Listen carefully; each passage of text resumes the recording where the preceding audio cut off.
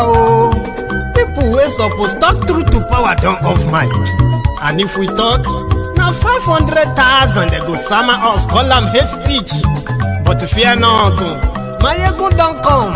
Him go torchlight every corner, nooks and cranny of all these bad people where they spoil our country.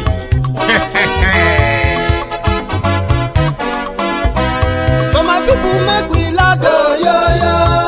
Maiyegun don't come, oh, yo, yo. My people make we shout, oh, yo, yo. Maiyegun don't come, oh, yo, yo. Maiyegun don't come, man of the masses, oh, yo, yo. Maiyegun don't come, oh, yo, yo. Maiyegun diary Politico, yo, yo. Maiyegun don't come, oh, yo, yo. This one not the off in mind, oh, yo, yo. Maiyegun don't come, oh, yo, yo. Can in the touchlight every corner, oh, yo, yo. Maiyegun don't come, oh, yo, yo. Okay, some people be they holla say they want the power. Chai, them be promise us say we go get light and power. Nah. Them hustle sote they can't get the power. But now they know they do anything with the power. Every day, dollar just they get the higher power over naira. See them talk say make we off mind. But thank God say Maiyegun don't come. So my people make you loud, oh, yo, yo. Maiyegun don't come, oh, yo, yo. My people make we shout, oh, yo, yo. Maiyegun don't come, oh, yo, yo. Maiyegun don't come, man of the masses, oh, yo, yo. Maiyegun don't come, oh, yo, yo. Maiyegun diary Politico, oh, yo, yo. Maiyegun don't come, oh, yo, yo. This one not the off in mind, oh, yo, yo. Maiyegun don't come, oh, yo, yo. Person where they do evil, no one make person talk. Them say that Maiyegun, that man too they talk. He too they talk. Say Maiyegun diary, he they hot like pepper. But every day, then they take money in bulk. Woman picking, they the street they hawk. Still them talk say, make we not talk. But thank God say.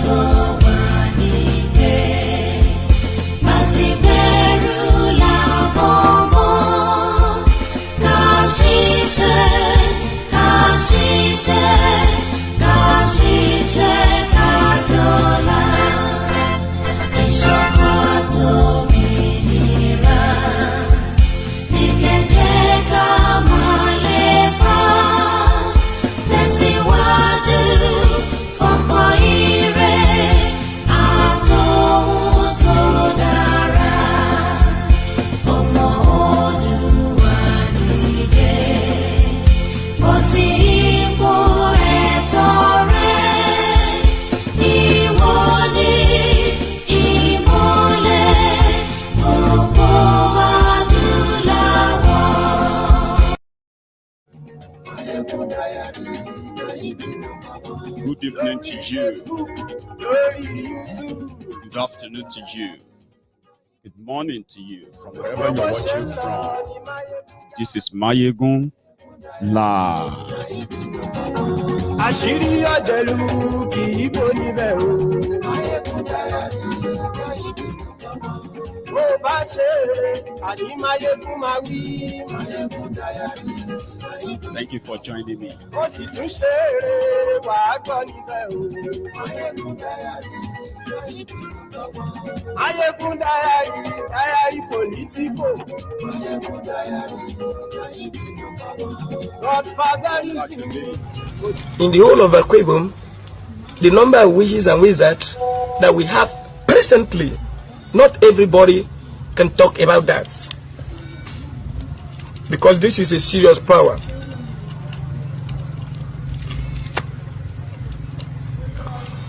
We have 2.3 million witches and wizards in Akwa Ibom. 2.3 million.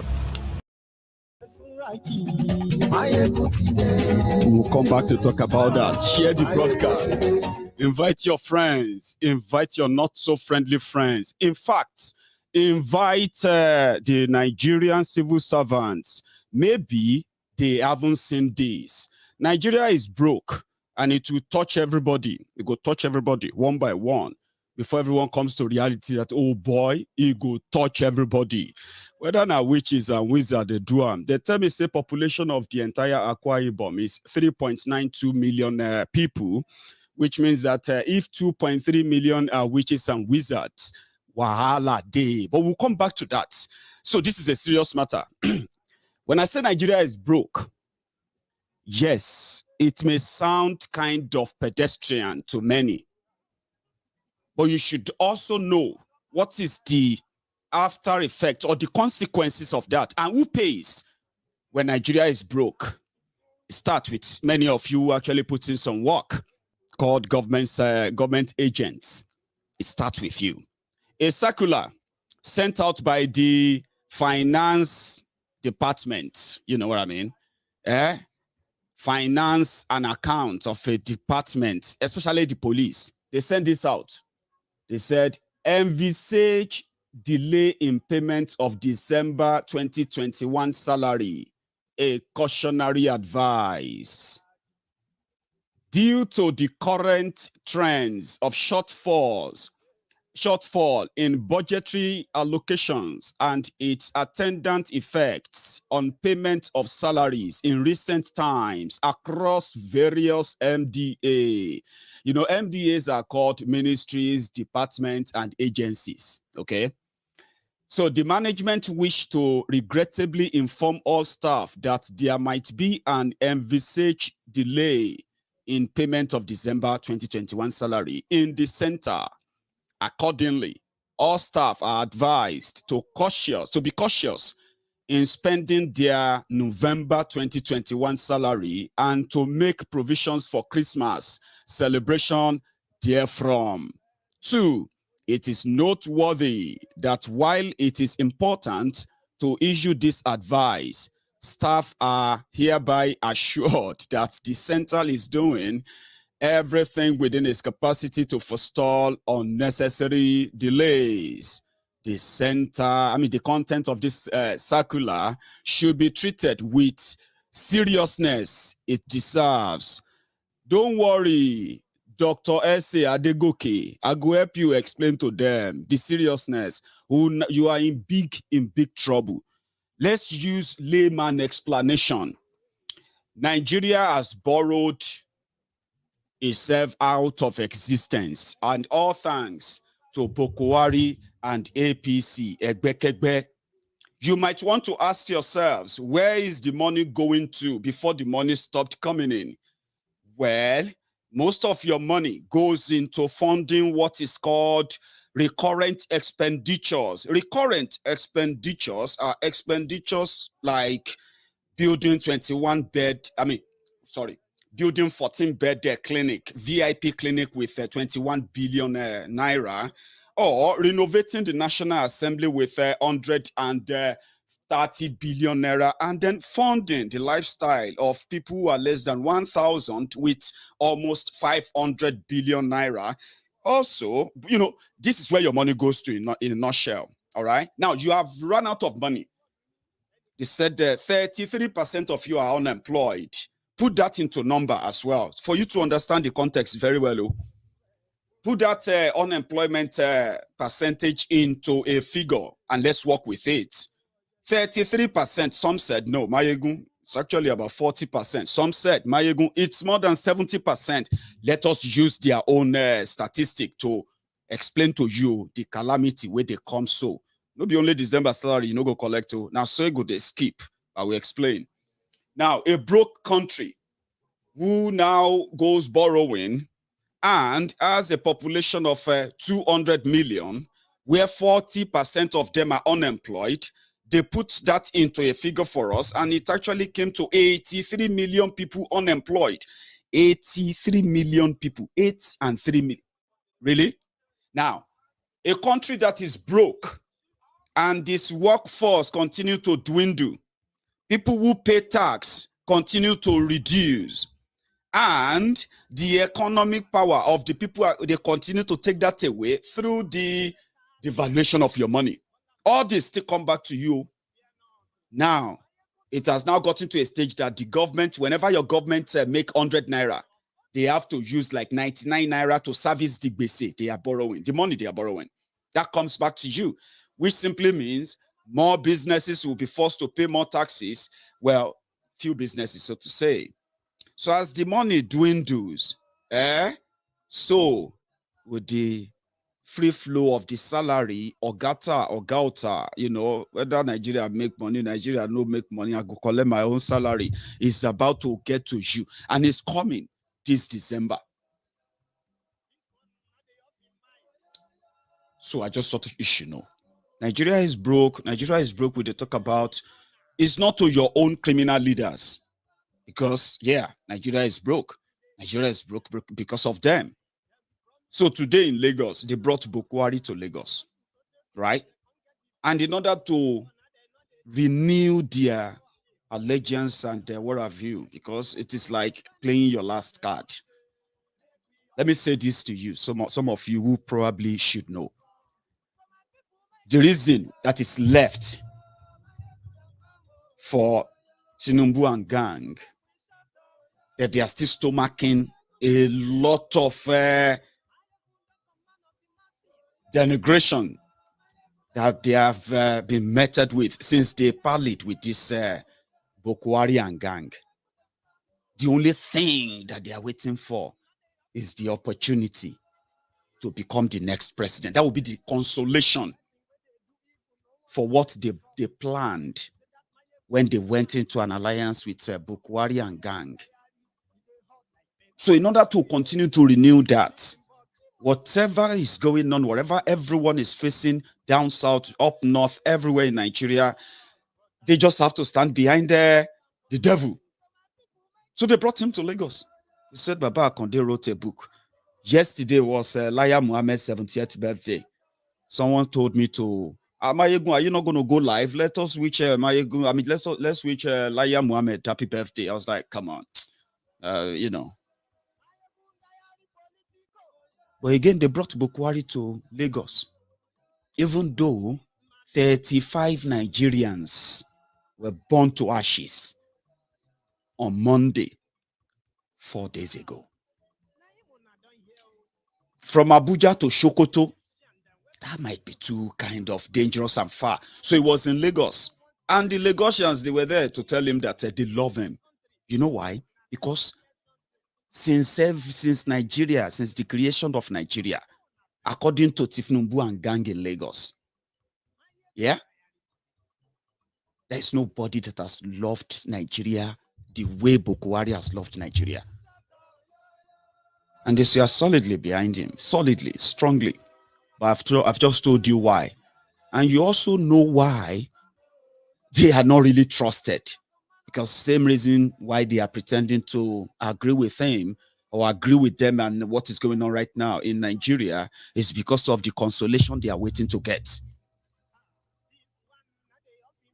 And Buhari and Gag, they know that.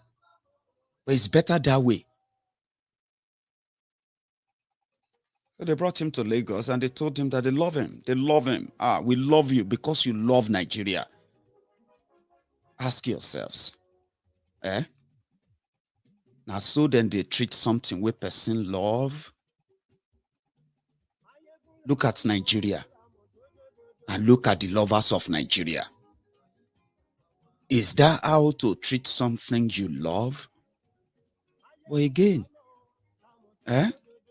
since they have turned them, they used to be, you know, in Yoruba land, they used to be those who people thought, because they were in opposition, right? So they used to be the biggest, the loudmouth, the people with the biggest ideas. They were betrayed and all of that stuff. And therefore, you know, they loved Yoruba land. And it's been 7 years now, almost 7 years under this draconian murderous system or regime. They cowered. So they brought him to Lagos. Let me see if I can see those clips. First, sorry, they are like short clips, okay? Just listen to what they have to say when they brought Buhari to Lagos.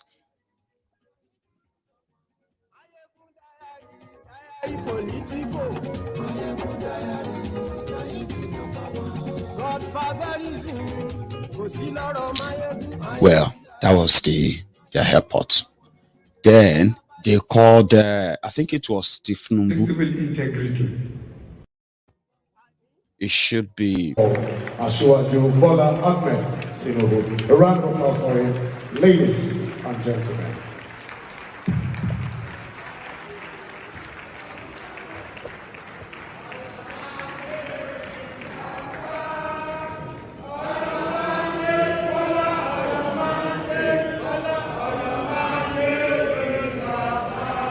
Please, thank you.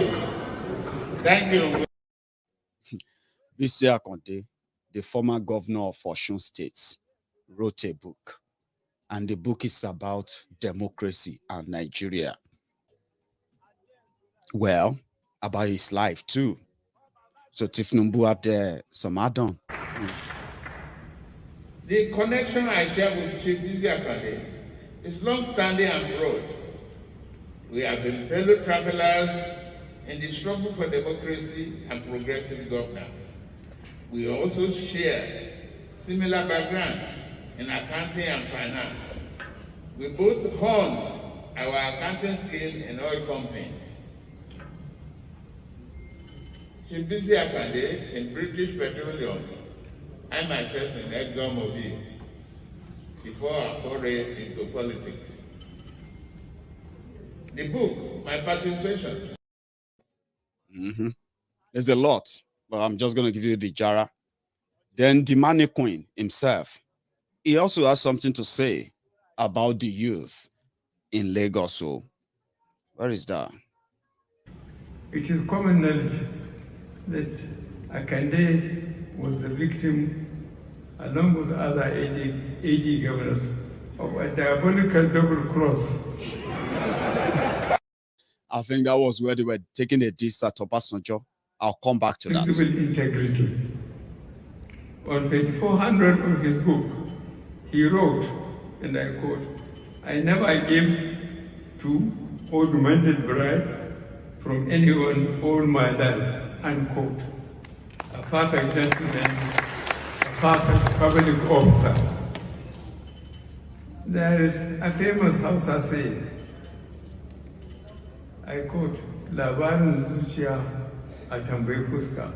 Loosely translated, it means, if you want to know what is in a man's heart, watch his face. Akande has a permanent smile on his face. And he also added that Akonde, Bisi Akonde, is somebody he can go into the jungle with. And the jungle is Nigeria. The jungle they've turned Nigeria to, or the jungle they plan to turn Nigeria to in 2015. Well, not just that. I think he added this too. The jungle with. This book is a historical document. Students will find this an invaluable source of Nigeria's politics, notably between 1999 and 2020. I recommend this book to students and the general public. Thank you, and may God bless Bisi Akonde, and may God bless the. It is common knowledge that Akande was the victim, along with other AD governors, of a diabolical double cross. Yes, a diabolical double cross, which ended his gubernatorial career. Only the steadfast Asiwaju Bola Tinubu escaped the electoral massacre.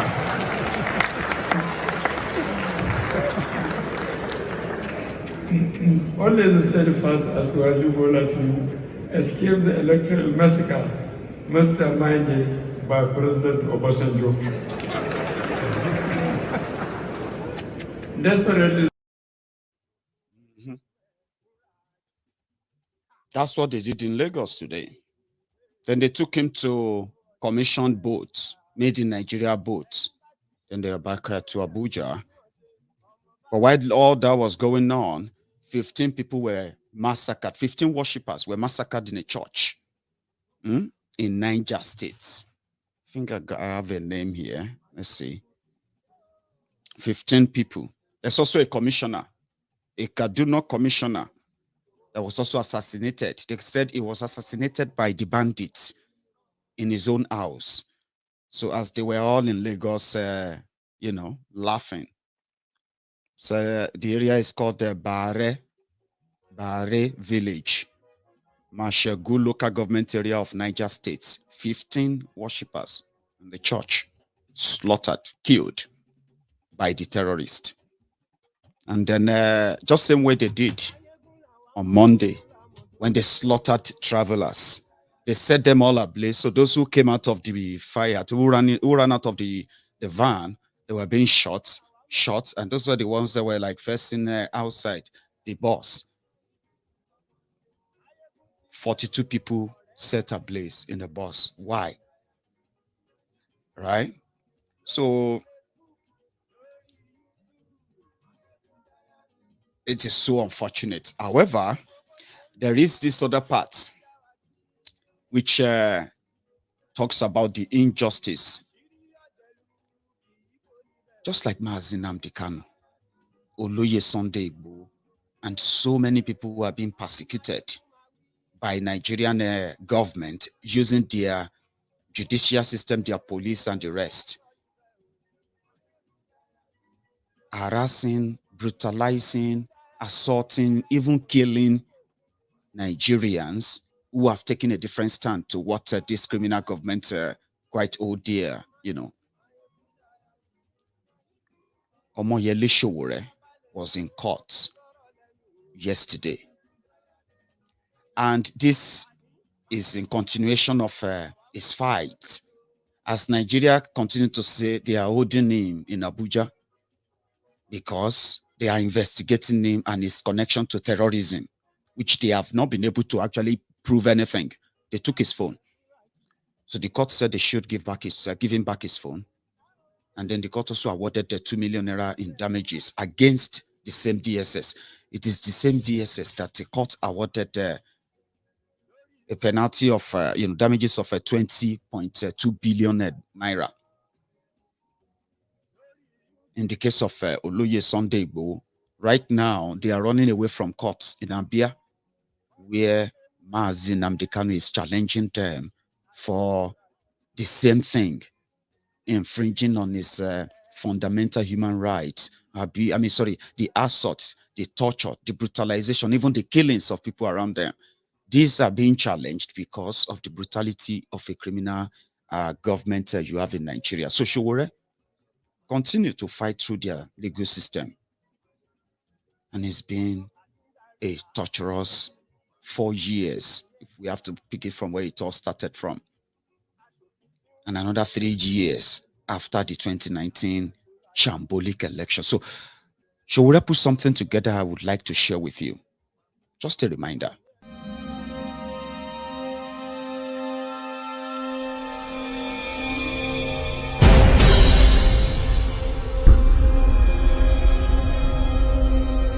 Federal government versus Maiyegun General. Systematic incarceration.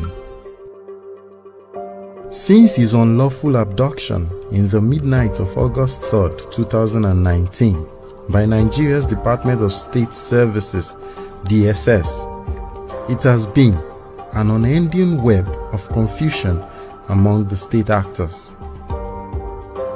Few days after, the DSS wrote an application to the Federal High Court to keep Sowore in custody for 45 days, pending investigations.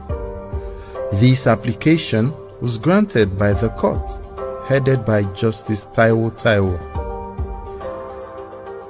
On September 24, 2019, the Federal High Court granted Sowore bail and ordered his immediate release.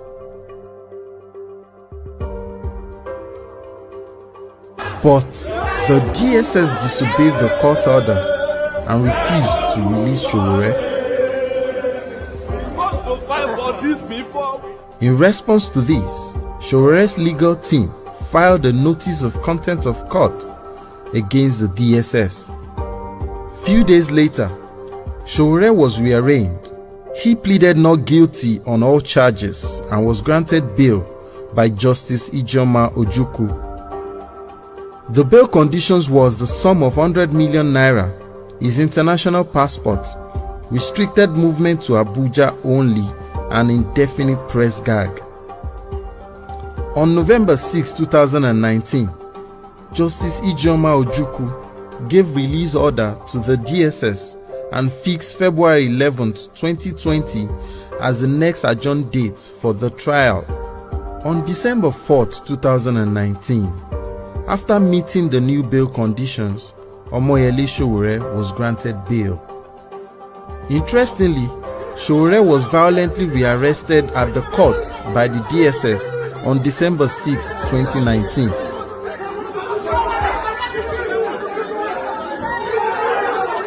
They pulled out their guns within the court, put me in a chokehold, and tried to kill me inside the court. This rearrest led to massive protests from people asking the government to obey court order.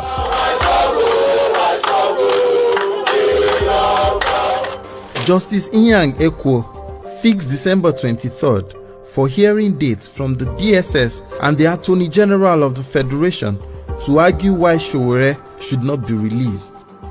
After so many back and forth, Sowore was released from DSS custody on the order of the Attorney General of the Federation on December 24, 2019.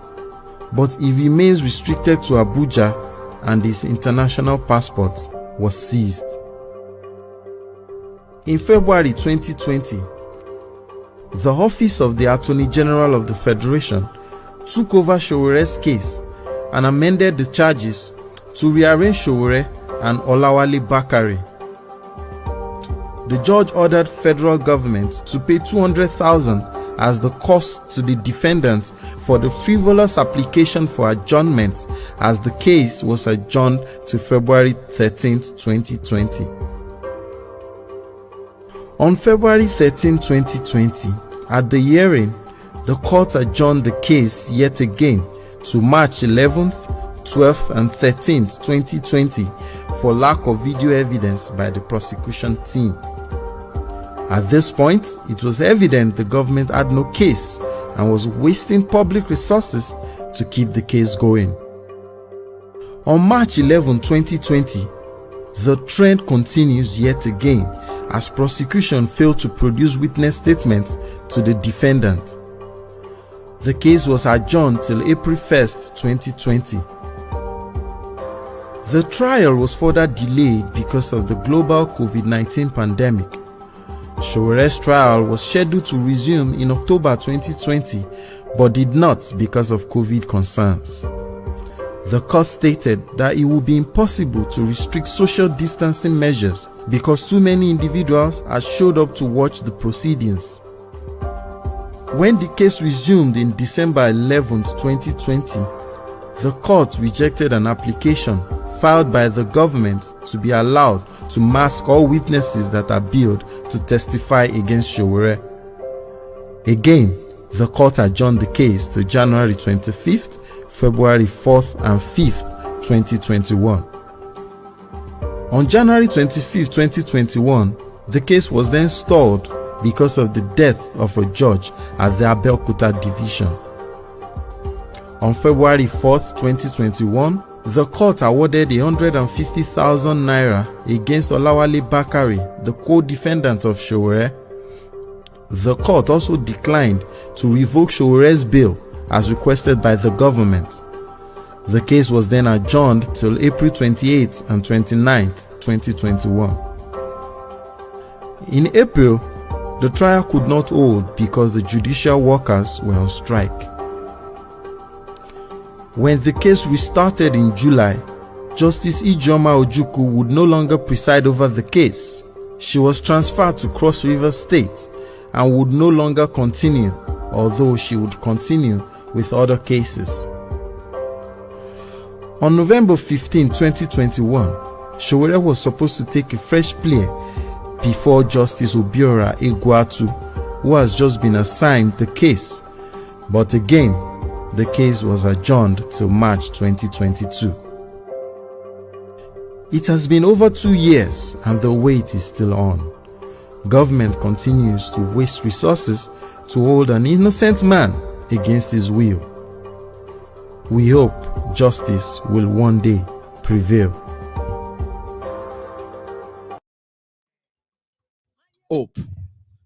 I decided to share that video because it gave us the timeline and the pattern of what they do when they use their legal. First, they will use their police to lock you up, reject or let me say disobey court orders. Then they can then start playing hide and seek, because the thing there is that they can hold you down that way legally. It's another instrument they use. Capture the person, hold them against their will for some times, then free them and say you are investigating them for terrorism. They said they are investigating Sowore for terrorism. Do you know that is also what they said they are holding Nnamdi Kanu for? Terrorism.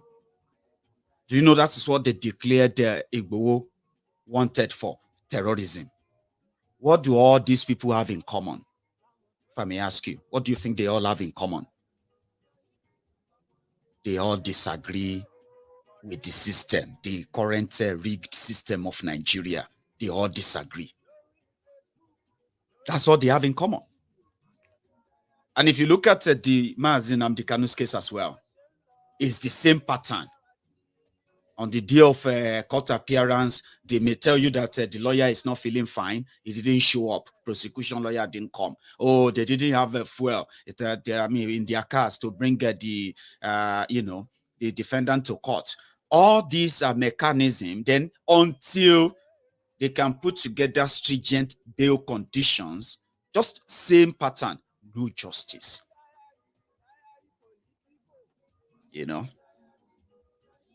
No matter how long they want to hold everyone down, it's something that is quickly crippling in.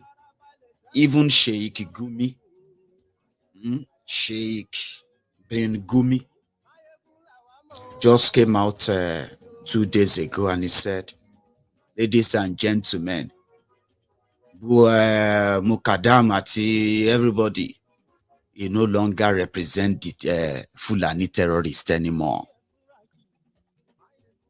Said, I am no longer speaking for them. I am no longer representing them. I am no longer visiting them. I value my life and I don't want to die like Agbalumo. Sheikh Gumi doesn't want to die like Agbalumo. The man that said, yes, they commit a small crime. They are not criminals. They are not terrorists. They may be carrying out act of terrorism, but they are not terrorists. Now that the net don't they close, the gap don't they close. Somehow, Gumi said he's no longer speaking for them, since the entire Nigeria wants to call them terrorists now. It all boils down to the same thing. We should stop pretending as if this is not happening, right? The injustice that is being meted on those, especially on those who speak out. The injustice, people being set up, people being picked up, people being trying to be silenced, and the rest of that. Why those who have the money, those who have the power, who have the might, continue to try to muzzle down, thinking that everybody is safe. Even Sheikh Gumi, no joke. Some of you are surprised, Abby. Don't you know that those people who are being killed in Nigeria, when we're growing up, they are considered as, if you die anyhow, that means you just die like Agbalumo. You don't want to die young like Agbalumo. Agbalumo always die young. You know why? The moment, how many of you know Agbalumo? Because I don't even know what I'm going to call it in English now. That's the problem. Some of the people hearing Agbalumo, they don't know I'm talking about a fruit. So help me. Who knows Agbalumo? What is Agbalumo in English or in French or German? Where have you? I grew up in the, I grew up in a small town, and I grew up on a farm. Sherry, God bless you. I see how easy it is. You see? But with the color Magbalumo. So you see those sherry, yeah? For those of us who grew up on the farm, you don't get to see them most of the time when they are like coming out. You see, the moment you sight them, that means the moment they are already ripe, and then, and you see, when you catch Agbalumo, they raise them, you don't wait. You open it up straight away. So now when you see Agbalumo, whether not young or old,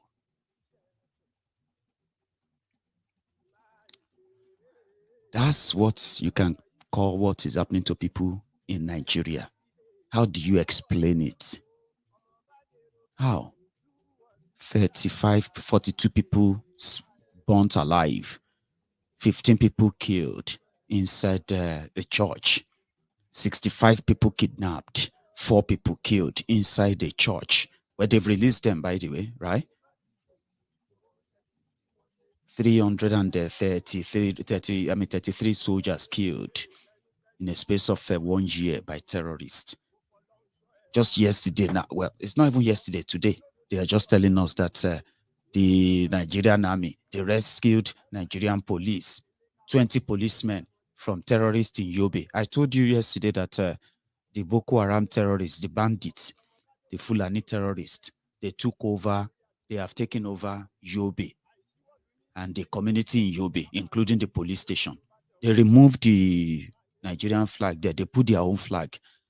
Now, they didn't tell us that the 20 policemen in that town, they rounded them up and they kidnapped them. But there's a breaking news that Nigerian soldiers, they rescued 20 policemen from Yobe. That's it. Do you get it? That's it. If you don't get it. Forget about it. That's how they deal with them in Nigeria. 20 policemen rescued from bandits. This one happened here. That one happened here. In Sokoto, the Sultan of Sokoto said he's not afraid to die. And nobody should be killed in their own place of worship. Nobody should be killed because they are Christians. But they say all these things. There is no action that follows that. Buhari that should use the resources of states to go after the real terrorists. Now, let me ask you this question, okay? Let's put it this way. If government knows that they have no hand in the insecurity in Nigeria, because you know what that insecurity has done to you? It has crippled your economy. It has raised Nigeria as a red flag country. Okay? Forget about the red list for now, about the COVID, Omicron, and where have you. Just leave that aside. I'm talking about economically worldwide. Nigeria is number 2 most terrorized people in the whole world. Nigerians, then Nigeria as a country is number 2 in the terrorist index terrorist index country in the whole world. Number 2 after Afghanistan. Nigeria is next,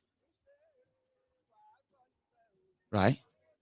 Not just that, the most terrorized people in the entire Africa, they are Nigerians. Now you see these two, what do you call it? These two toga, they put you on the map when people are looking for where to put their money. They look around the globe. They look at the pecuniary problems of every area. They look at, if we invest here or there. So Nigeria, like the rest of the world, you are on that map. But when they pick on countries where terrorism is ruining things and nobody want to take their money there, Nigeria will pop up. You may not even understand what I'm saying, right? So terrorism, insecurity has completely removed Nigeria from countries where people can go and invest their money. And when people don't come in to invest in your country, there is no way you'll be able to actually create jobs or anything the way that it will match the growth, or let me say the birth rate or the growth of your people in that country. Put it this way, yeah. When you have less jobs and you have more people who need job, so that means you have more unemployment and you have more underpaying jobs. Now, if you look at the Africa index of where people go to and take their monies to, Egypt was number 6 in 2014. Nigeria was number 2. South Africa was number 1. In 2021, Egypt is now number 1 in Africa, where people take their money to. Nigeria is no longer in number 1 to 10 anymore. So if you want to put this side by side, unemployment in Nigeria, does that now make sense to you? Even if these fraudulent criminals, if they continue to tell you that they are creating Empower Job, they are creating N Network, N Digital, blah blah blah blah. What's the other guy name? Festus Otobokeyamo, the warrior puppy, creating 774,000 jobs for 774 local government area. Those are not jobs that you can really say they are just bribes that didn't create anything. Now you have over 83 million of you. Look at that. Look at this screen. Look at your screen. Expo that Buhari went to in Dubai to go and talk to people to come and invest in Nigeria. Nigeria is good. Nigeria is a good place. Come blah, blah, blah, blah, blah. Look at the map. I just thought you should know. Even Ghana, that was number 3 under Akufo-Addo, they are now number 6. At least you can tell if you go to Ghana as well, people will tell you that unemployment is also increasing in Ghana, despite some of this news that we hear about Akufo-Addo. This tells, just look at that and then check what it is in your country and tell me if insecurity hasn't chased everyone away. So the only thing is that if the likes of Buhari genuinely, I wanted to ask you a question earlier. I said, if I put it to you, that if you have a choice to fix anything or stop this bleeding, stop this killing and this whole thing, right? And you have the opportunity of, we know that referendum is not asking for war. Asking to break away from a country or conduct a referendum shouldn't be an act of war. If you have any criminals who want to take advantage of that, the government genuinely can separate genuine people who want to talk about Biafra, who want to talk about Yoruba nation, who want to talk about regionalism, any other political interest they may have, which also kind of help and build democracy on its own. A genuine government, right? We know those who are doing that genuinely and those who are probably going to do it criminally. Abi? And they can separate criminals from genuine, genuine agitators, right? But in Nigeria, now, if you now have that, let's say you have that privilege of separating that, and you have the resources to go after criminals, who would you deploy your resources to? Most of your resources of warfare, which of these would you deploy them to?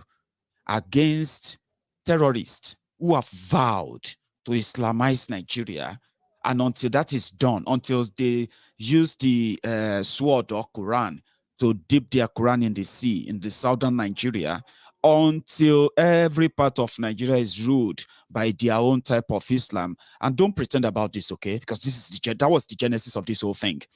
Boko Haram started killing simply because they felt like Nigeria must be Islamic caliphate. So don't pretend about that. Now, these guys who have now been in existence, activated for the past 12 years, if you have the resources as a person who wants to save lives, who would you deploy the resources after? Go after those who have continually killed, in thousands kidnapped, in tens of thousands every now and then, right? Or go after those who said, we have had enough. We must have a chat. We must have a conversation if we still want to be part of this country or we don't want to be part of it anymore. And if we want to be part of it, under what condition are we going to still continue to be part of it? This conversation, would you deploy your resources after them if you indeed love the people as a leader? Most people will tell me that they won't. They will go after the real terrorists. And who are the real terrorists? The real terrorists are those who have the audacity to take over communities in a country that was supposed to be a sovereign country. They took over communities. Thousands of them are now being controlled and commanded by them. People are paying taxes to them. And the only response from the government of Nigeria was that they are not different from the touts in southern Nigeria, who are forcing people, who are collecting money from people forcefully. In southern Nigeria, would you call them terrorists? That was what Elijah Muhammad said. Would you call those touts in southern Nigeria terrorists for forcefully collecting money from people? Would you call those who just kidnap people and then they are not declaring, they are not saying they want to break away from Nigeria? Would you declare them terrorists? You can, according to Elijah Muhammad, you should see them as simple criminals because they are not asking to break up Nigeria. Same thing that Kaduna Littlefinger said. He said the bandits, the Fulani terrorists, the Boko Haram, they are better than IPOB. They said, why? He said, IPOB want to break Nigeria. Boko Haram and then Fulani terrorists, they want land. And they are also bringing religious ideology, which is up to Nigerians to agree with them or not to agree with them. But Biafrans want to break away from Nigeria. So they are more dangerous than Boko Haram. They are more dangerous than Fulani terrorists. Now, when you have resources, when you have people who control the resources that could at least keep people alive, so that people don't go to die like Agbalumo, die young like Agbalumo anyhow, right? When you have people who have that, who have a power over that resources and they channel it elsewhere by criminalizing. That's why I said, look at Sowore, look at Nnamdi Kanu, look at Oloye Sunday Igboho, look at everybody being arrested and being kidnapped without any legal paper. Kidnapping them simply because they are suspected IPOB member. Those they have kidnapped and those they are still holding, and they charge them for terrorism in Yoruba land and the rest of them. Yeah. Look at including Omoyele Sowore and everyone they picked up with the revolution now. Go and look at the charge sheets. Go and look at the charge papers and check what they charged them for. Terrorism. And tell me if you have any court paper in Nigeria today, anywhere in Nigeria today, any court paper that you can see where any Fulani bandit, any Boko Haram terrorist is standing trial with the charges of terrorism.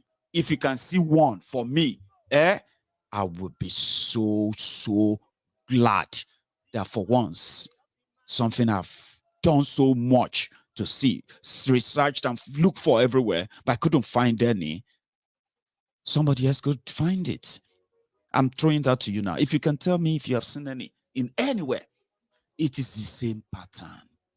It's just, that's why I said that number one, those who are indulging Buhari, especially the Southerners, I can't wait for January to come so quick. You know why? From January, which is just about 3 weeks away, from January 2022, once they begin to give their declaration, it will start with Tifnumbu. Once the reaction and everything starts, and it will begin to happen like, well, it won't be hard anyway, but it will begin to happen as if to say somebody prophesied them how they were going to happen. And that will be the chart from January next year.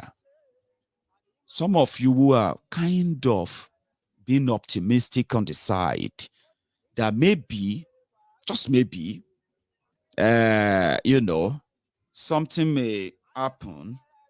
And then I don't know where that optimism is coming from, but I quite admire you. All right. That's why I said I wouldn't mind. I mean, sorry, I can't wait, rather. I can't wait for January to come here. And I won't jump the gun on that. So it's a matter of time before you all find yourselves asking for the same thing, that they use the instrument of state or the resources of their Nigeria to hold Omoyele Sowore hostage in Abuja, to hold Nnamdi Kanu hostage in Abuja, and at the same time to orchestrate the incarceration of Oloye Sunday Igboho in Benin Republic. It is just a matter of time. Some of those your leaders who are currently telling I love you, I love you, I love you, I love you to Buhari, their case will be like that of Abacha. I've told you before, in chaos, they reign.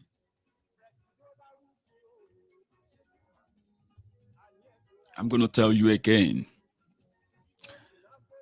Someone was talking to me about Yoruba Nation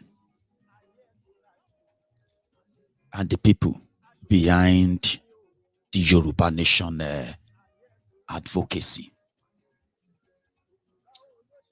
And in that conversation, it made me realize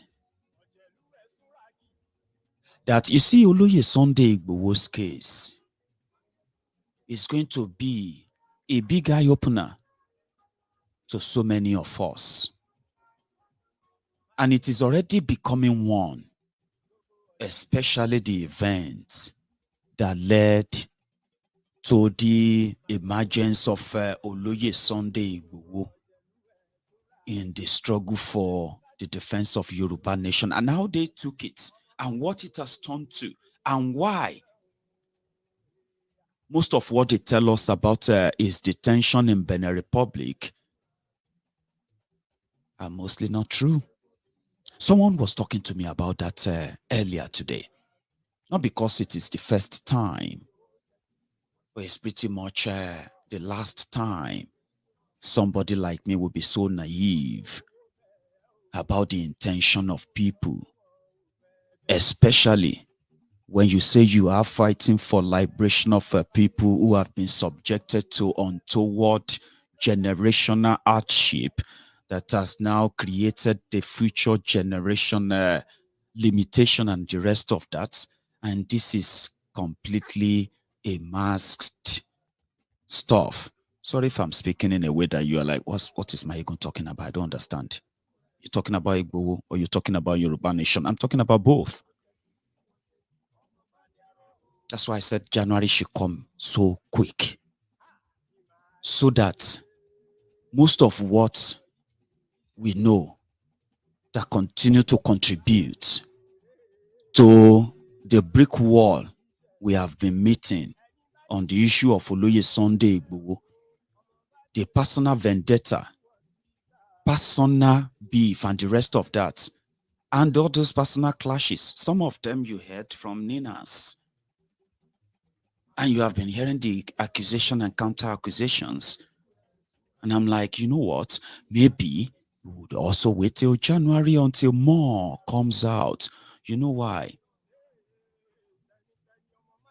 A lot is done across board beyond what you and I could possibly even envisage or imagine, which led to the attempted assassination of Oloye Sunday Igboho, the international espionage operation that got Nnamdi Kanu kidnapped, and all this boiled down to their 2023 schemes, including the infiltration of those we also rely upon, we so trusted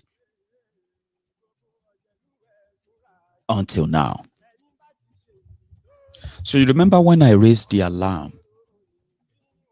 A quick one.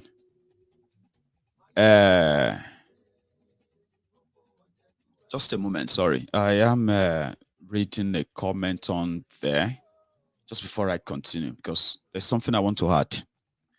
You remember when I raised the concern, I would rather call it a concern, that whatever it is that they told Oloye Sunday Igboho's lawyer, there must be something.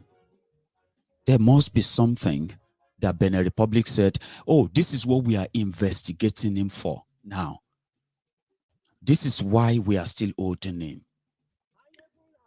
And to this day, no one has actually told us from those who are the legal team they put together, which we all kind of give credit to so far.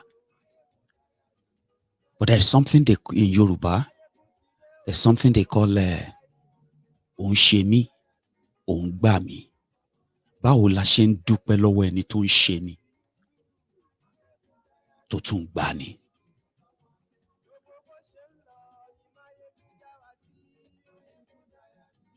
No one could tell us exactly why Benin Republic says, oh, this is why we are not doing anything. This is what we are investigating. And I raised that concern and I said, if his current legal team, if they are unable to actually get so close to him, because if, this is not Joko, if I want to talk to him right here from Scotland, yeah, I can talk to him. I talk to him. And most of the time, everything that people have put out there, most of the things that people put out there, most of the appearances that people make in his name and the rest of them, and what they say, it will shock you that he never had any communication with most of them. That point. So I said, if there is something that we want to go out there and say, the world should hear also, it should be from those who are closer to him to say, look at this. Nnamdi Kanu. Nigeria said they are holding him because he wants to break away from Nigeria, and he is the one who caused all of the wahala going on in Biafra land. So Biafrans and his lawyers, they are saying they are able to put together a defense which Nigeria is yet to allow them put forward. But in our own case, in Oloye Sunday Igboho's case, the effort you hear is, oh, we have spoken to the lawyer, we have spoken to this. In fact, somebody just told me, and they said there is this Omo Yoruba Tata, let me just give him that praise, who has decided, who stays in California, who also felt concerned that if his legal team have hit a brick wall, yeah, he personally will use his own resources to put together a new legal team. They said he's doing it on the side, though. I was also contacted when I raised that concern then, that what is going on? At least we should be able to say, okay, this is why Benin Republic is holding him. I asked Koiki, do you know why? Have they, as Benin Republic, told Igboho, this is why we are holding you? This is the offense. This is what you did. They said no. That as we speak, it's just a diplomatic conversation. I was like, he said that's what they told him. I was in any of this diplomatic conversation, are you privy to any of them genuinely to say, oh yeah, I remember there was a meeting that they called in Benin Republic. Oh, there's a meeting they called in Ibadan. I'm privy to that, because Igboho himself is not even aware of any of those. I'm saying this because 2021 is coming to an end, and the people who actually prefers it that way, because politically, yeah, somehow they have delivered. Politically, Igboho will not be a threat. So with no other young Yorubas, there will be real threats for their political dream in 2023. So when I raised that concern and I said, if there is any lacuna or any kind of legal pitfall they have reached, is there a way we can put together a new known legal team that will actually take a Benin Republic up, since it is now going to be Igboho versus Benin Republic? Take them to the ECOWAS court, get something against them, pick something, because you can't just lock somebody up without telling them what they have done. And the lawyers, people getting paid, no joke, people are being paid. No single one of them has come out to say this is exactly why they are holding him. And I do ask them when they talk to me, can they at least tell us why? Apart from us knowing that Nigeria said they declared him wanted.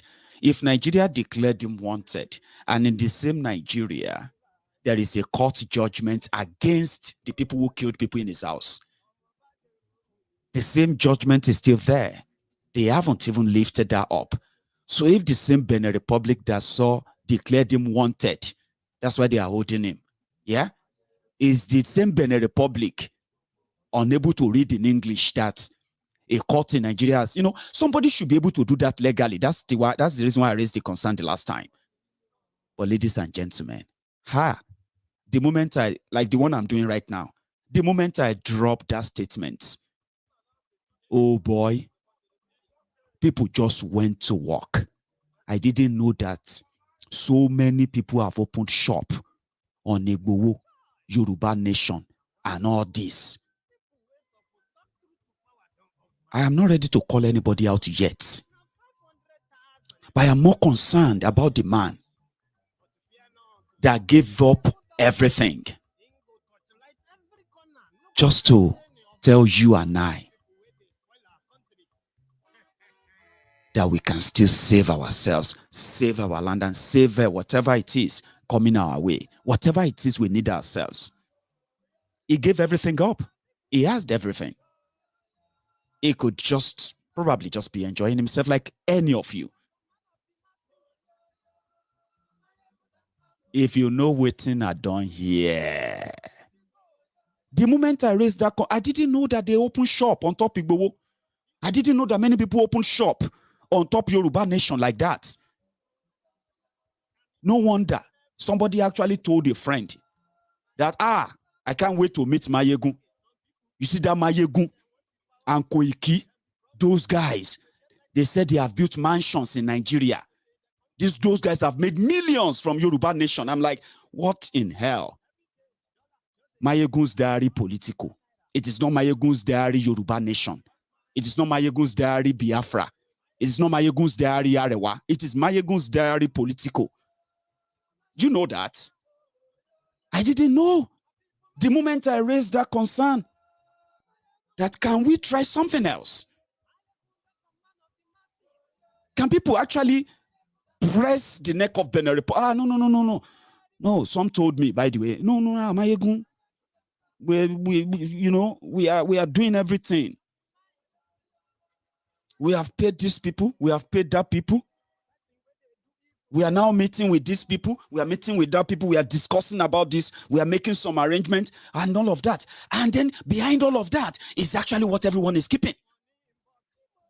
Behind all of that, there is so much rivalry of this one.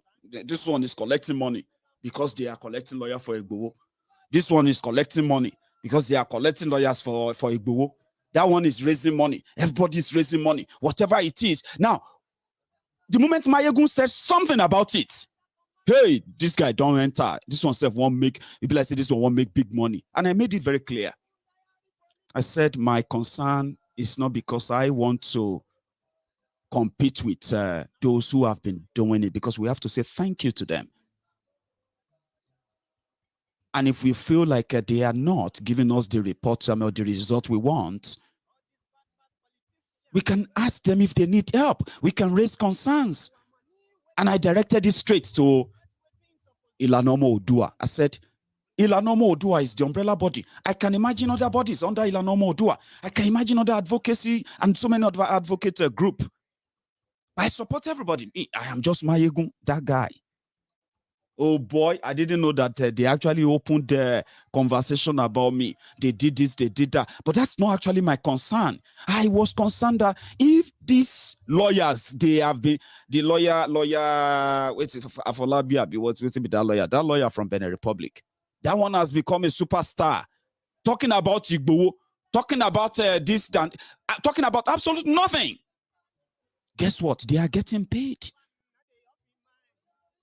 They have lawyers from France that they said they are paying euros to. They pay them. I'm not saying they didn't pay them, but you should know why you are paying. I mean, a lawyer who get paid in euro should be able to say, "Oh, this is why Benin Republic is holding Igboho," so that people like us can then say, "Eh," you know what I mean? But they have been holding him, and they have been telling us, "Eh, don't worry." Don't worry, we are working on it. We don't want any kind of what have you.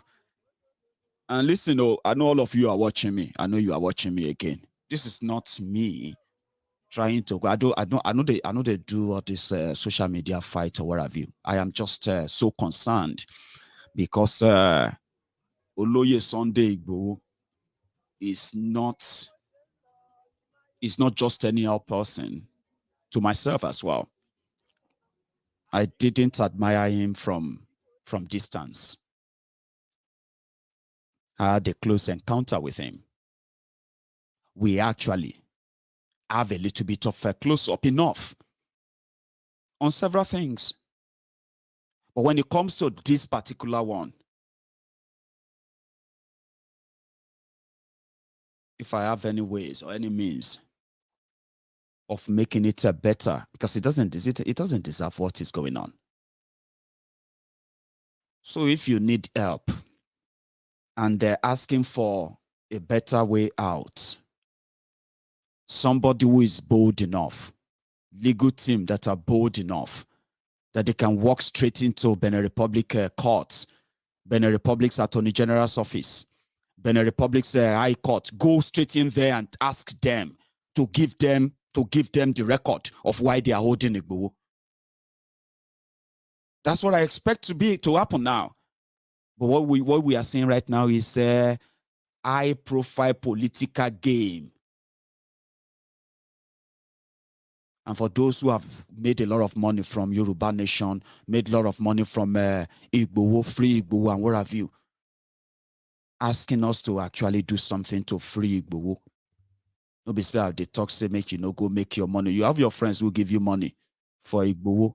But please, talking about Yoruba Nation in any way or giving support to organizations that we have identified as those who have genuinely promoted the Yoruba Nation or Yoruba, advocacy for Yoruba self-determination, right? We've done them, we've done everything to them, or for them, straight to them. So I know they collect donation for people. You know that, Abi? I know they collect, I don't get any donation for Yoruba Nation or any donation for Igboho or any donation for anything at all raised by Maiyegun. So all of una where they make una quick money, just know that free Igboho genuinely requires all our genuine collaborations, right? This lawyer is handling it. That lawyer is handling it. These ones are paying that. These ones are paying that. Yet, none of them can tell us why is Benin Republic holding Igboho. They know that we are right, that they have hit what you can call legal brick wall. They know. They confirmed that to me. They spoke to me after that program. They said, yes, we have a kind of a hit a legal brick wall, but we are using other means too. Meanwhile, we have lawyers who are also trying other means. What are we trying? We are trying to raise sanction, to sanction the criminals in Nigeria. Great. But Igboho still got locked up there. Benin Republic continued to live their life. I was reading it online just about 2 days ago. They said Benin Republic jailed opposition leader, 10 years. Benin Republic, Nigeria, 5 and 6. So we need real people, real legal team who can actually go in and ask that question and come back and say, yes, we have spoken to them. They said they are holding Igboho for this reason, for that reason. Tell us what is going on. Then people can know where to channel their energy. If not, the Yoruba politicians are the ones telling the Benin Republic never to open their courts, never to give a date for Igboho's appearance, and they will never tell us why they are holding him for more than 6 months. Go there and find out. Don't just come back and tell us that Igboho is fine, Igboho is doing great. And everybody is, when people come here and they said, Maiyegun, give us an update on Igboho. The only update I have for you on Igboho is that he is still in their prison there. Good enough. We can talk to him. Maybe not we. But I can talk to him. And I'm saying all of this because after talking to him, I realized that there has been so many unnecessary, and there has actually been some unnecessary wahala that were happening just before, unnecessary rivalry, unnecessary things because of money. So I'm not saying you should don't go and make your money on your YouTube, on your Facebook, or on your worldview, but you don't need to manufacture story. You don't need to manufacture lies. You don't need to do all that. We need the genuine people. Genuine people that will go in there and ask questions. And again, I'm not raising any money for that. I would rather say if the people are there, if they genuinely are doing it, they should call out. We can call out onto Barrister Femi Falana, can't we? Falana will do it. There are other lawyers right there, right in Nigeria, bold enough to walk in, force the hand of Benin Republic to tell us what is going on, so that we don't just sit back and sit duck, So speculations and all of that, and then the manufacturing things to attack yourselves, fight yourselves. I didn't know people actually were making so much money talking about Yoruba Nation and what have you. I didn't know. And I'm talking about raising money on all these things we talk about. Lawyers are free, raise. I'm like, what's going on? So to those of you who are really doing something, call on ourselves, finalize all of una rancors and everything, all of una, they try to, the way we are doing it. Whenever you hear somebody else is talking about it, you all get triggered. Why are you all triggered after yourselves? Just because, you are supposed to be doing the same thing. Yoruba Nation. This is Yoruba Nation. This is IPOB Biafra. This is, everybody just do their own thing.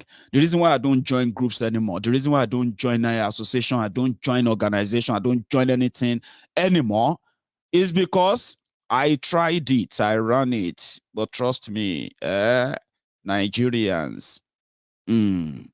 So I decided to just be an advocate of trying to make everyone, like if you can't find your track, take a look around you, you can find your mission. Then my job is to possibly make it easier for you transitioning to such a life. I started the party, a political party, and I've shared the story with you many times. Characters of people who feel automatically feels like, wow, and Nigerians can imagine things a lot. Like the people who told themselves that Maiyegun has made so much money from Yoruba Nation. Maiyegun has made so much money from Free Igboho is built mansion in Nigeria. People live and love such fantasy a lot. They love it. Yes, I need to. I believe. I trust that guy. See how much money they generated. This blah blah blah blah blah blah. They love it. They fantasize that, and therefore they want to probably, take their turn or force their turn. Koiki and gang, they raise money, millions of naira for radio station. Wow. Koiki and their friend, they raise a lot of money for security, for cars, for vans, for bus, for this, for that. Wow. They must have so much money. That mentality is mostly the mentality of people who end up finding themselves in the same group with you. Then at the end of the day, the mission, why everybody even came together in the first place, will be lost on many of them. Then the next thing will be, oh, this person hates us. That person is the enemy of this group. The other person is there. So I don't do groups. That's why I don't do group. I don't do association. I don't do member. You will never find me as member of any organization anywhere. You know why? Because I know they do member. I know they do it's our member. It's our, I know they do them. And I know they do leader. My leader is our leader. Some said they like me when I do my priest as the chief priest of. But for those of you who are doing it, I could not talk to myself. Old men, oh, they are not young people. Yoruba nation. But yet, we could not come up with the best legal team, the best one, that will actually ask similar questions. Questions is what we are asking. Question. Wherever you need help, tell us. Go gather here, we'll go raise the money and say, okay, yeah, how much? You don't get the lawyer. I'm throwing it out to you now. 2021 is coming to an end. They told me to, don't worry, Maiyegun, we are working on it. But we know that 2022 is almost here. By January 2022, hey, make una they look face, so they look everyone's face. They look their faces and look where they are now. By January, February 2022, you go to see your people. And as to so many of them, Igboho should never get involved, because Igboho not being there is a chance for some of them to mingle with their other Yoruba pretenders. So it's now left for some of us, especially some of us who are actually in the diaspora. I'm saying this to you because if those who spoke to me, I know they will all be sending me messages again. They will be trying to call me. They want to explain to me. Maiyegun, listen, what we are trying to say is, well, keep Google messages into yourselves. I never used to entertain any phone calls from anyone anyway. But when it comes to this Yoruba, I just find it so hard to ignore the calls. But I will tell you this. In the last 3-4 months, that many of them have reached out to me with good intentions. They all have their good intentions with very good, lovely and what have you. But there's something I found. Everybody is walking in his own lane. They walk this lane. That one, they walk this lane. This one, they walk in their own lane. Everybody give themselves different title, different names, different groups. And then they are always suspicious of each other. And the funniest thing is that they know themselves. And I know they are watching me right now. They know themselves. And I asked them, why can't you just all work together and we'll still agree on the same things? Baba Akintoye is our leader. Can't we just do it that way? No, we cannot do no, you don't know them. You cannot try, they are the one so Yoruba nation, no, you know what I'm talking about? We cannot just be the stumbling block, the stumbling block for us to really get a proper legal representation for Oloye Sunday Igboho. I'm saying this because I don't want to call anybody out yet too.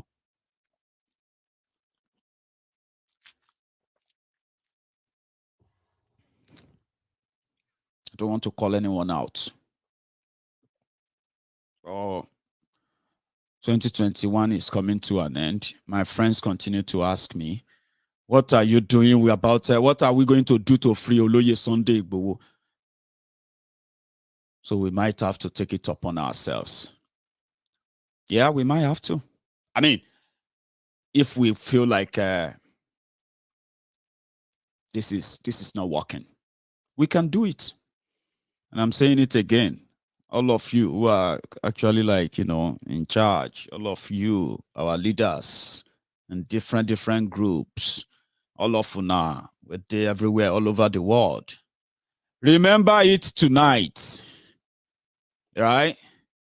If this is just about money for you, your day of reckoning is numbered. And that is why when you go around now, when you go around some of our platforms where they were supposed to be enlightening us about Yoruba Nation, how the Yoruba people can get this, how Yoruba people, why we need Yoruba Nation, this and that, to be educating our people in this time using different platforms, you will see that more than half of them, if they are not making up stories, if they're not cooking up indefensible rubbish, they are attacking themselves. They are cursing themselves. They are doing things that will make you feel like, man, this Yoruba Nation self not they interesting again. You get what I mean? So you will fizzle out eventually. But for those of us who have actually put in a lot, because I've seen people who have put in a lot, I have met people who have genuinely walked the talk. They have spent their resources. They've traveled far and near to talk about why the Yoruba should begin to think. We should begin to think about self-determination and what have you. So to all these people who are actually trying to eventually make it look like a joke. So I've seen genuine people, and I'm talking to those genuine people now. You see, the last few days we have in 2021. We will use this last 3 weeks to put a final studies on those who have been telling us about Yoruba Nation and those who have been telling us about their defense and what do you call it, the legal team they put together for Oloye Sunday Igboho. You get what I mean now? And I'm going to try as well, I'm going to try as well and, make some reach out to make some expose. Speak to family members of Igboho, speak to people who are closer to him, people who are in the know. Bring them on camera. Bring all this together. Because we need to do something, Because the last, you will realize that Igboho not being in Nigeria as we speak, the only beneficiary of that are the Yoruba politicians. So it is not Fulani, it is not Tinubu. I mean, so it's not Buhari or anybody. No matter what they tell you, the beneficiary of Igboho remaining in Benin Republic custody, the beneficiary are the Yoruba politicians. Same thing goes to my Biafran brothers and sisters. The beneficiaries of the continued detention of Nnamdi Kanu, they are not the Yorubas. They are the Igbo politicians. Buhari is just like somebody who loves to keep a trophy. So a criminal government that trampled on people's rights, and it gets away with it. Rather, it actually gets praised by the court jesters, but it keeps them like trophies. And therefore, the Igbo politicians will say, "Oh, since Nnamdi Kanu is not here, he won't tell people not to vote and the rest of that." Even though they are wrong, they are mistaken. You know what that has become now today anyway, the detention of Nnamdi Kanu. You see what that is? Well, but it's still to their advantage. It's not to any Yoruba man's advantage. Same thing with us in Yoruba land. Every time the Igboho or any Yoruba Nation rally is conducted anywhere and Igboho is in attendance and this massive rally comes out and they see the video, they continue to think if this is allowed before election, there will be no election genuinely, because majority of the people will just be like, this is what they want now. They don't want election. And if you now see, since Oloye Sunday Igboho has been, arrested, have you not noticed that they were able to now continue their different political rallies and pretending that there's nothing going on in Yoruba land? Although we say thank you to all of you who actually came out in Akure today who came out in Akure today to remind everyone that Igboho is not forgotten. That's the most we can do. We continue to remind them until we have a proper legal team that will actually come out. So if his own lawyers, current lawyers, can come out and say, okay, we want to tell you the truth now. Oh yeah, tell us, why is Benin Republic holding Igboho? There must be a crime before anybody can lock you up. There must be something.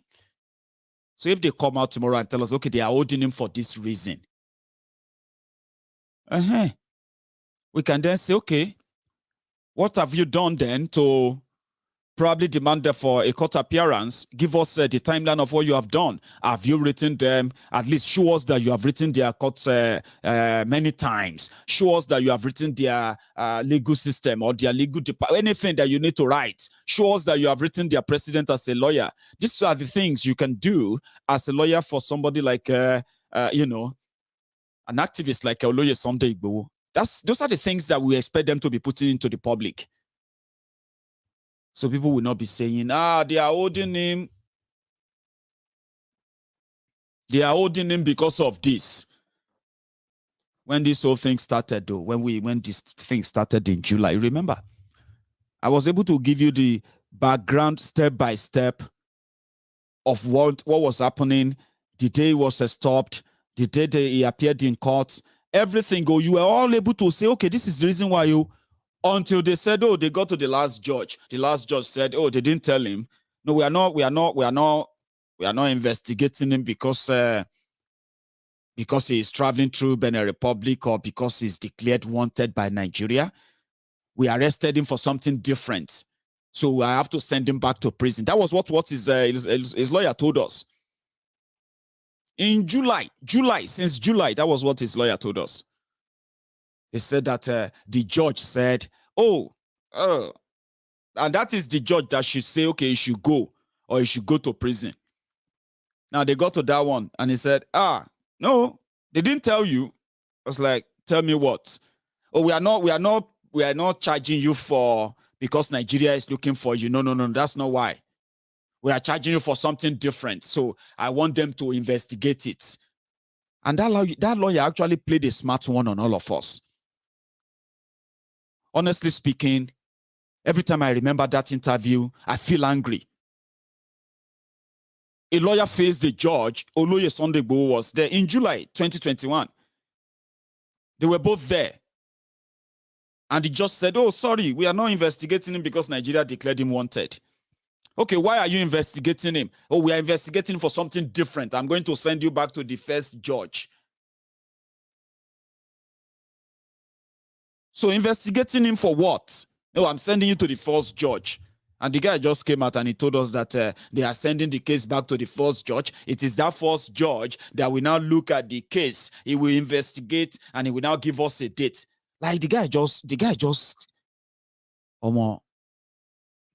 scam, like, I don't know. I never really want to use that word, but the guy just scam us. I'm not a lawyer, okay? But does that make any sense? And guess what? I have been asking, and I've been trying not to make it, something like, oh, well, I've been asking, what is that thing? Tell us. They can't tell me. All of them that spoke to me, they couldn't tell me. Do you know what they are holding Igboho for? Did they tell his lawyer? So how are you putting up a defense for him if you don't know why they are holding him? And you said you are working to get him out. We are talking to this person, we are talking to that person, we are using legal this and that. Maiyegun, don't worry, don't raise any money yet. Don't do that yet. Oh boy. About 3 groups, they told me the same thing. Maiyegun, don't worry. Hold on, we are working on it. That one came. Maiyegun, don't worry. We are working on it. Don't raise any money yet. I saw your broadcast. Okay. The other one came. Maiyegun, don't worry about the lawyers yet. There is this person doing this. Yeah. They said the same thing. Don't worry. We are working on it. Nobody could tell me. And people they tell me, say, you see that Maiyegun, the guy don't build mansion for Lagos. He don't make money die on top Yoruba nation. You see? Yet I have no clue about what they are doing. And when you ask them the right questions, they just tell you to wait. We are working on it. I be somebody where we say they ask questions everywhere. If I talk to you, I talk to that person, I talk to this person, I get the tone he's talking, and I'm like, even though if all of you, if you are genuine, the fact that you are all working at different cross purposes is giving you up already. It's not working. It's so bad, they are suspecting themselves. this one do this one do that. Just get out of the way and then get Oloye Sunday Igboho out of that place. Okay, all of you. I've just told you now. Go there. Even if you pay anybody 10,000 euro, if you pay anybody $10,000 or whatever, even if you spend your own $10,000, won't you want to know why you are spending the $10,000? Won't you want to go in there and ask questions that what's in the guy do? Eh?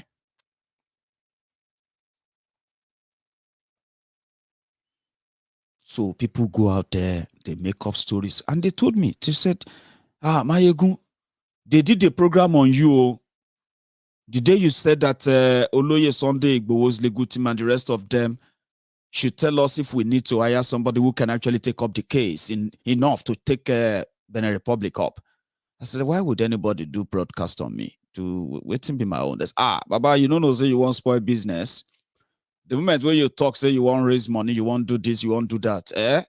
Some people don't they raise money for Igboho tape. Some people don't they do all these things. And I said, then why should anybody go and then like what do you think about what Maiyegun said?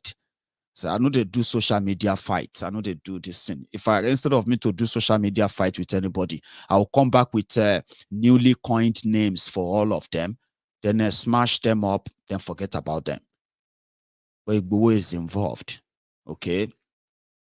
And please, I'm begging you, all of you, this Baba, all these old men in Yoruba nation struggle, all of you, so all of you, most of you are living abroad.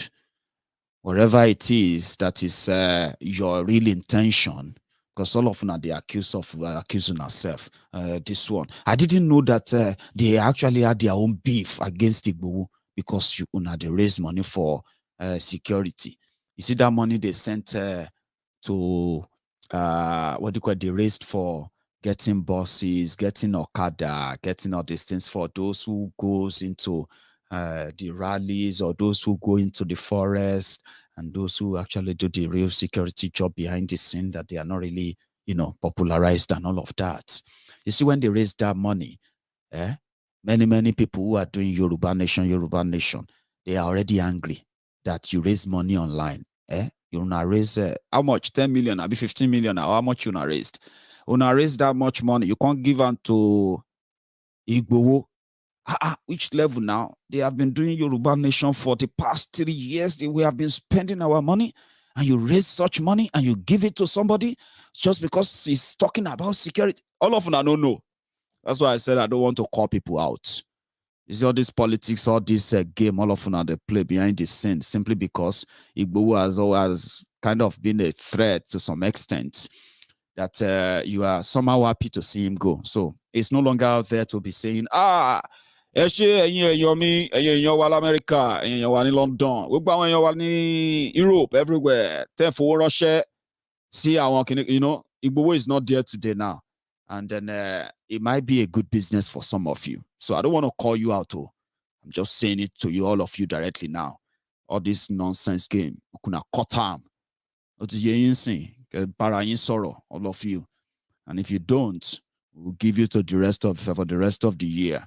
And we'll take it on from there from next year. Maybe that will be a challenge then. No longer, it's no longer a concern. Okay. So I just thought I should say something about that. I'm tired of people asking me, Maiyegun, what is update? Maiyegun, what is update? The update is terrible. The update is not impressive. And it is not because people are not doing something, but they are not doing them at cross purposes. Like everybody doing their own thing. They suspect themselves. Last, nothing is really taking effect. And when I spoke to them, the real people who are doing something, I found out that it's like chasing the shadow, chasing shadow, and then creating distraction where there is none, trying to create problems where there is none, trying to create gaslight people. You know what I mean? They call people names, they accuse this one, accuse that one, or is this one, is that one that is giving us problem, pointing fingers among themselves. So we hope they will fix that. If they don't, we'll change the whole conversation in January. Genuinely, we'll change it from January. Okay? And if anybody tries to play any hanky-panky, you know, those social media madness that people love, they kind of enjoy, right? We know how to deal with them in a way. You get what I mean now? So I'm saying this to some of you as well, our brothers and sisters. Omo Dudu Arele. Hey, Omo Luabi. If you want to talk, use your platform.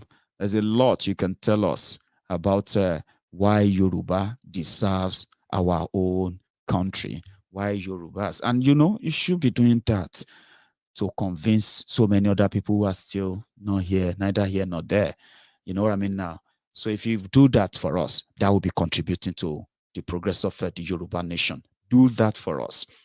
That's what I do. Okay? If I have my chance here, I put Nigeria on the table. I slice Nigeria, slice Nigeria. When I finish slicing everything, I give everybody your own share. Tell you how Nigeria they affects you, how Nigeria can happen to you, whether you love Nigeria, whether you don't like Nigeria, whether you voted for them in Nigeria, whether you are not voting for anybody, whether you are a Christian or a Muslim, whether you are from the north or from the south. When I slice Nigeria on my own, on this altar here, I give everybody your own share. So people sit down here and say, this is how Nigeria affects me. Is this how Nigeria affects me? So I do that all the time. You can dedicate all your time to just Yoruba Nation. Tell us how much we should all be coming together. I told you about grassroots mobilization, not social media mobilization. Grassroots mobilization for those of you who are actually down back there. The most you can do is this: say, organize. You talk to people. You tell them why it is indeed appropriate for us to come together, and what we stand to gain when we come together and build together. I mean, we've done it before. Make that your research. There's so much you can show us. There's so much you can tell out there, rather than whatever this says, this scheme some of you are pulling up out there. Go on Google right now and type in fundraiser donation for Sunday Igboho. It will shock you. You will see some of those mushroom people who set up different things. Some were even setting up a legal fee for Sunday Igboho. Go on Google now and search for it. Donations for Igboho. You will be shocked. So I'm just saying this to all of you. From next year, we'll go tell them as a B. We'll call you your names. We'll tell everybody where they go on. You get what I mean now? So we just want genuine people. We are not blaming you yet for why they are holding Igboho. But what we are saying now is that, number one, if you don't know why they are holding him, and people are collecting money as his lawyers, and they can't tell us why they are holding him, then they are not lawyers. Even me, Barrister Maiyegun, in my own court here, small court here, if I put together letter, paper, everything, and I write a real letter, if I write a real letter to the president there and say, I am from the Maiyegun and Maiyegun chambers, I don't even know, LLB chambers, I don't know. The president will read it and then he will know that I'm asking, tell us, why are you holding my client? His lawyers can't tell us why they are holding him. How does that make us feel? How do you think that makes us feel? So all this rivalry and all this nonsense that some of you probably, God knows how much social media is given to you. But please don't attach my name to any of those Yoruba Nation fundraiser or any Yoruba Nation or Igboho fundraiser or anything that I never tell you myself. All right. So yes, when we were raising money back then, those who were organizing them, I brought them onto Maiyegun General Politico. We showed our own support. We contributed on our own way. I mean, our own ways. Just same way we contribute to so many other things that Maiyegun has said. Would you love to reach out to these people? And people say, yeah, Maiyegun, why not? So we do that all the time. I don't collect people money. And don't think all this super chats. This super chat you see on Maiyegun General Politico, I mean, get on 100%. Okay. It's crazy, right? When you see super chat or super sticker on Maiyegun General Politico, right? Somebody just gave me a $5. Now,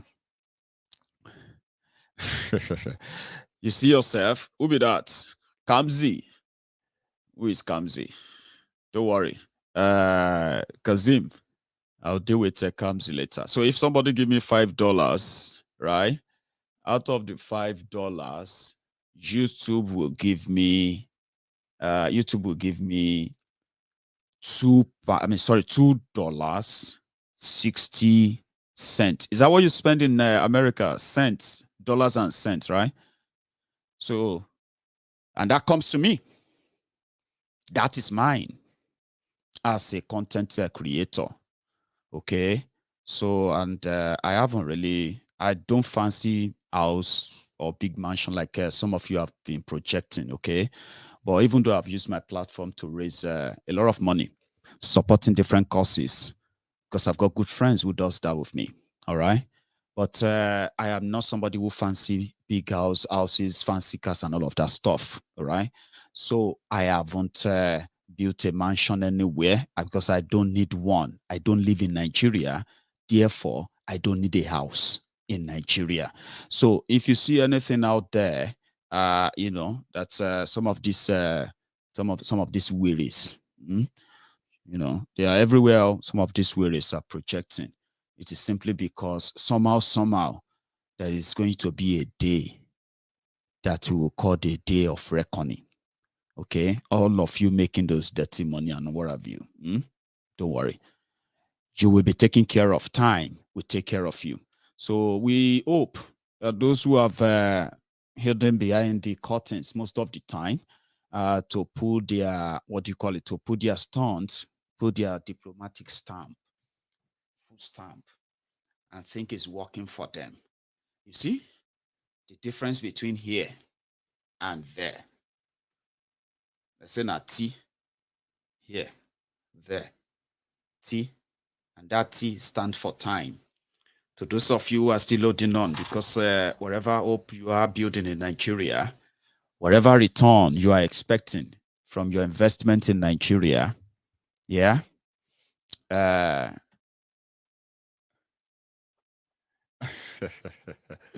sorry, Skade Joseph. You are right. It is, I know somebody said I should expose them, but you see, exposing them is not really the thing. I've said enough. You all know that I've said enough.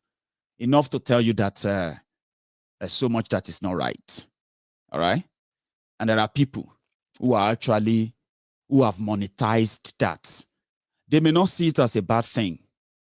Okay? Because you know what they are doing is that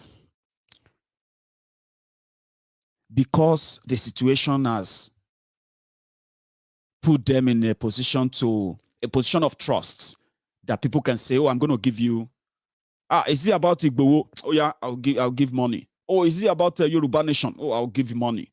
That's some trust that events in the last 6 months, in the last 1 year, has kind of been, bestowed on so many people. Many people just win the trust of other people because of Yoruba Nation, because of Igboho and the rest. But if that is being threatened now, mentioning them or naming them won't really change much, because the mad things they are doing is that because it's making them money somehow, I don't know how much, they therefore considered anyone or any group that comes up with any idea that is related to either the same Yoruba Nation this or about a free Oloye Sunday Igboho, they see them as, threats. That why do you want to do it? Why are you interested? We are doing it already. Do you want to go and tell the people that you are the one it becomes a threat instead of something to see as a welcome helping hand. That is the only thing I have against most of them, okay? Because they are watching me right now. I don't have any, you see, if you now they make una money there, I don't care. People will give you their money, they give you the money willingly, voluntarily. You see all this super chat, super sticker, they are called voluntary donation. You get what I mean? It's voluntary, which means now you think I'm going to give this guy. Oh, what he said, just I'm going to give her 1 million naira. Oh, I'm going to give her 10 million naira. It is voluntary. So I don't have any problem with that. What I'm saying is that you should never say because of what Yoruba Nation has brought up for you, because of the trust that you have earned because of all of this, and leave an innocent man in jail when we can actually all use all resources we have, including the one I suggested. What is wrong with that? If not that people feel like people talk about glory, they want to take glory this, glory that. Babati, I saw your message. Well, I saw your comment where you said, is Maiyegun ready to come to, where again? I think you said New York and Florida to speak to the audience of 200 to 300 people. Oh, Babati, don't worry. I'm going to have a career break at work. I'm going to get a career break from work in the next 2 days, right? Then I'm going to go for this 3-month training on cybersecurity. Then I'm just giving you my plan for 2022 now, okay? So then I am going to possibly, take a break from working and take a tour. I'm going to come to America. I'm going to go to Canada. I'm going to go everywhere when it's easier to do so.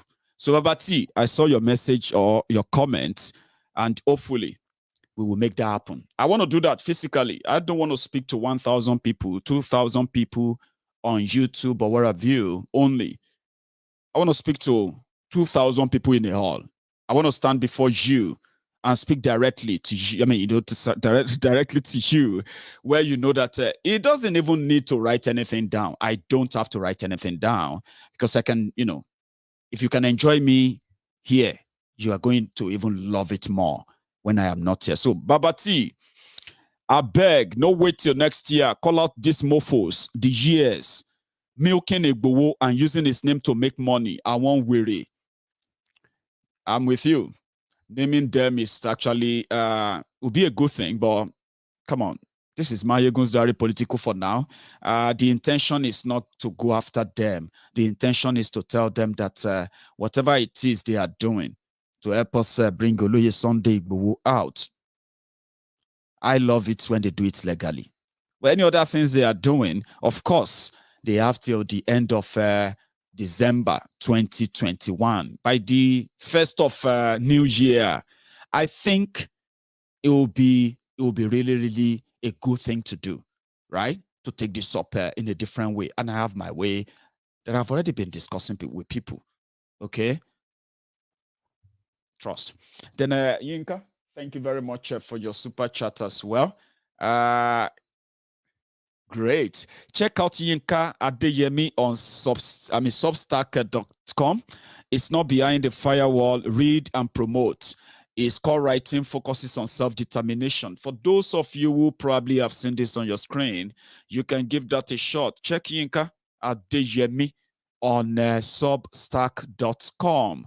Okay. Things like that. Writing focuses on self-determination. There's this our great brother. I can't remember his full name right now. I think something as Sebe or so. He lives in England, and I think he is the leader of Ilana Omo Oodua for the UK.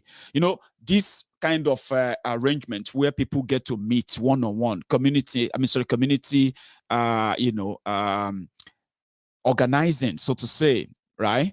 Locally and internationally. These are the areas I would love to see Yoruba Nation agitators, working on.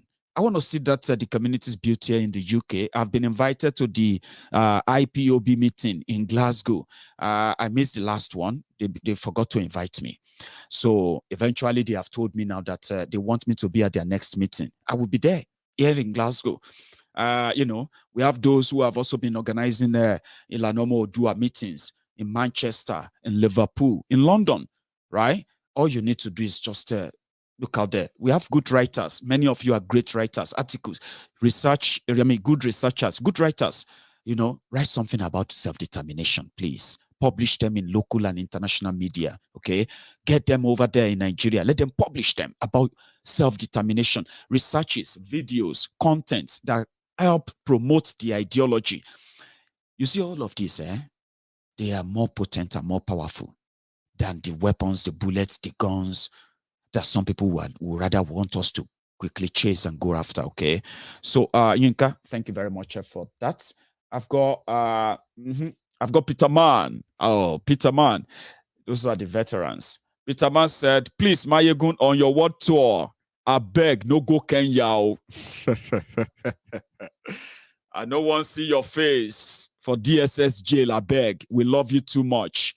My face is not better than Nnamdi Kanu's face, you know that. My face is not better than that of Omoyele Showore's face, you know that. My face, in fact, is not better than that of so many of our brothers and sisters that are being locked up right now in Nigeria. But I get your drift, okay? I won't go to Kenya. I'll try to avoid all these places where Buhari and gang, they have their drag nets. Because as they say, no matter what you say, a lion in the wild is more useful, respected than a lion in a cage. So, Peter Man, thank you very much for that. So I want things that are practical, where everyone will do their own part in a way. Some of them will talk about them. Some of them won't talk about them because they are discreet and you can't talk about them without exposing them. And then day by day, we are learning to relate with ourselves. Those who are working day and night to organize the local vigilantes, local security agents here and there, building a rapport, among themselves, local communities, providing little security that's somehow continue to give our people a leverage. You know what I mean now? So we should build more on that. Okay, our Biafran brothers, my IPOB brothers and sisters, and what have you, I've always told you that no matter what the difference is, right?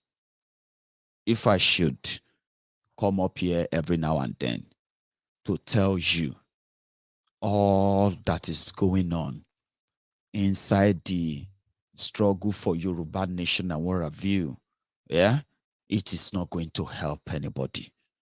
Okay, there are ways you can, actually manage things among ourselves. If we know the fight, if we know the disagree, sometimes, I say, we probably would never really know the boundary and what have you. So I encourage us, no matter what it is, there is nothing as powerful as that unity, the unity that some people called craze. That's what they say sometimes about the Biafrans. They say Biafrans, the IPOB members, they are crazy people. You get what I mean? I don't know if people have told you that many times, or if you have heard that before. Like, oh, more be careful, or the IPOB votrons on social media. They know they take joke. Think before you joke. Think before you do sarcasm, and think before you come out there to condemn them. If you want to criticize them, make sure you get your facts about what you want to criticize them for. So think and well, that they crazy, they're mad gone. IPOB on social media, they know they take on like that too. You see that energy, that what's it they call it again?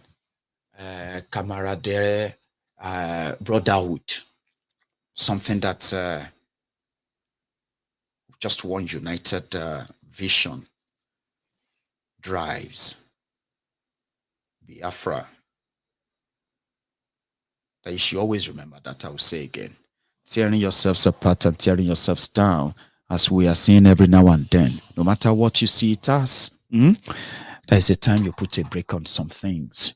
And then there are those who are saddled with the responsibility of doing that. Okay? When temper is rising, when the blood is boiling, when everyone is almost losing it, that is when people of righteousness, let me use that word, or people of common sense, they will move in. They'll put a pedal on it, a brake on it, because you can't You can't do this divided. We can't do this divided in any way. Okay. And I hope that in no time, we will be we'll be forging enough, kind of enough strong force than what we have witnessed from the second part of this year. We are still cleaning that up, okay? So thank you so much, everyone, for your time. To everyone as well who has used, we use this moment as well to remind me that I am rubbish. Thank you for your time. And to my regular friends who've managed to, to wiggle it together, the time difference between the UK, Nigeria, and the rest of the world, we've managed to wiggle the whole thing together. Thank you. And to those who are just joining me as well, so thank you. You might just have to rewind the video, right? Just move it back, and you can watch from the wherever you want to watch from the beginning, rather. Okay. So I'm going to see everyone some other time. And to my friends on YouTube, do me a favor. Okay. You've been here for so long, up to this moment. All right. Like that video just before you go. And don't forget, in everything you do, there's a problem, not the finish show. All right. Make sure you drink water. Drink Hennessy if you have to. Grab some brandy, whiskey, or whatever you. Trouble, no, they finish. As we they try to talk one, another one they come. Have you heard about Akwa Ibom? You haven't. Like that video. I'll see you some other time. Good night. In the whole of Akwa Ibom, the number of witches and wizards that we have presently, not everybody can talk about that. Because this is a serious power.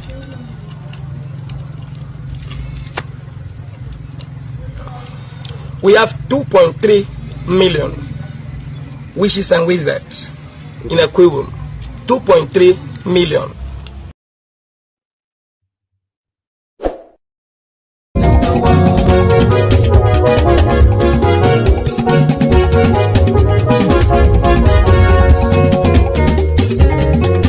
Àní ẹ̀sùn ràkì.